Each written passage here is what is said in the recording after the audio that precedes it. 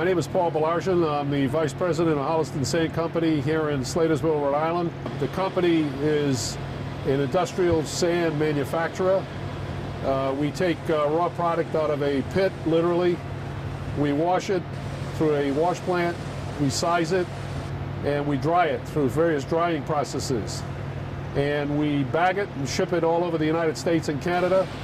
We've also shipped and conducted the Penguin Aquarium in Soviet, Georgia 2 years ago.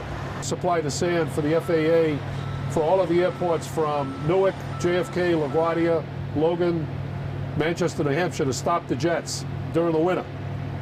The sand has got to be able to be ingested through the turbines and not nick the blades. So it's a special quality sand. It's not crushed, it's subangular.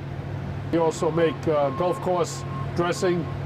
We do industrial sand for water filtration systems for most of the municipalities in New England for drinking water. We do tennis courts, we do beach reclamations, epoxy sand mixes, geothermal wells. It's a wide range of products. So from one bucket of sand, we make 175 different products. It can run anywhere from 100 to 500 tons a day being shipped out. The actual processing of materials is about 2,500 tons an hour. We've been at this location since 1968. I've been involved with the company since 1988. We employ 35 full-time employees, and we've got about 9 or 10 full-time employees that operate the trucking company, which is a separate entity. The products we use for garbage liquidation ranges from lathes, industrial lathes, all the way up to trailer trucks and 2.5 tons and 5 tons and cranes. Telephone maintenance truck, which is very rare. This was bought through government liquidation on Long Island. Marine Corps Reserve Unit had this truck. It's the only one I've seen in the United States. It's got a 45-foot boom, totally operational, outriggers on the back, hydraulic outriggers. That had 9,000 miles on it. Needed a lot of work, with a lot of parts missing from it, but we put it all back together. 923, 5-ton. In the back is a power washing system, so we can drive up to any of the plants and wash. This truck had 1,200 miles on it, totally rebuilt. Deuce and a half is an M35A3 Caterpillar automatic transmission. It's got about 1,000 miles on it since rebuild. The contact maintenance truck, which is the same colored truck, that's got about, I think, 12,000 miles on it. We purchased this from a contractor who had bought the truck from government liquidation and put the water tanker on there brand new. We paid a lot of money for that too.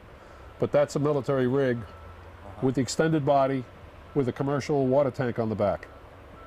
The 2 Oshkosh snow plows come from Pease Air Force Base in New Hampshire. They're used to keep the 2.5-mile road open during the winter. Those machines got Caterpillar engines, and they're awesome. Everybody fights to drive the big one. This automatic data processing equipment inside, this particular type has still got all the ADP processing equipment inside that ran the first Gulf War for the logistics side. And it became totally obsolete. They just left everything in the trailer. You got another contact maintenance truck in the back here. This Deuce and a half was part of 6 that we bought, all brand new engines. We use those as utility trucks around the property. The truck aside of it is an M920, totally rebuilt. We're going to be taking off that 5th wheel, and we're going to be putting a 6,000-gallon tanker on the back of that. And you can see the tires we buy. The 4 on the pallet that we just bought. Now, the other ones are bought commercially, but the 4 in the middle of Michelin's.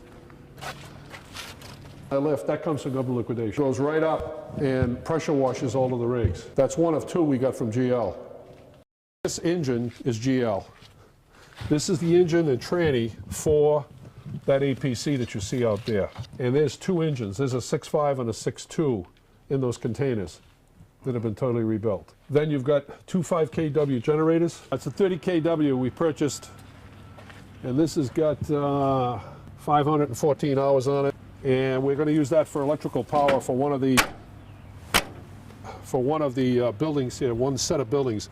So you got an idea that the industrial side, supports the operation. A lot of this equipment, you pay a substantial amount of money, 3 or 4 times what we paid for it.